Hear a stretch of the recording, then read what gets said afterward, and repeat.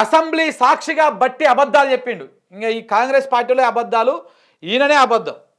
చూడండి, సమగ్ర కుటుంబ సర్వే లెక్కలు లేవు, ఎక్కడ అధికారికంగా ప్రకటించలేదన్న బట్టి ప్రభుత్వ వెబ్సైట్లో చూపించిన ఎమ్మెల్సీ ప్రకాష్ ఆయన చూపించడో లేదో వెంటనే ఇగో ఈ ఎంసీఆర్ హెచ్ఆర్డి అనేటువంటి గవర్నమెంట్ వెబ్సైట్ నుంచి ఆ డేటాను డిలీట్ చేసి పడేసారు. ఈయననేమో మన మండలిలో అబద్ధాలు మాట్లాడిండు. ఇదే బట్టి విక్రమార్క డిప్యూటీ ముఖ్యమంత్రి.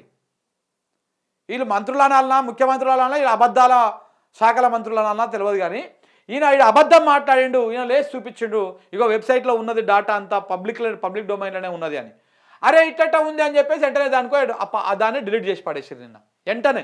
చూడండి, సమగ్ర కుటుంబ సర్వే రిపోర్టు మాయమైపోయింది, వెబ్సైట్ నుంచి డిలీట్ చేసినటువంటి ప్రభుత్వము రిపోర్టును డిలీట్ చేయడం పైన కేటీఆర్ సెటైర్లు వేసేసి, అంటే ఇట్లా ఆడ అబద్ధాలు చెప్తారు, డిలీట్ చేసేస్తారు.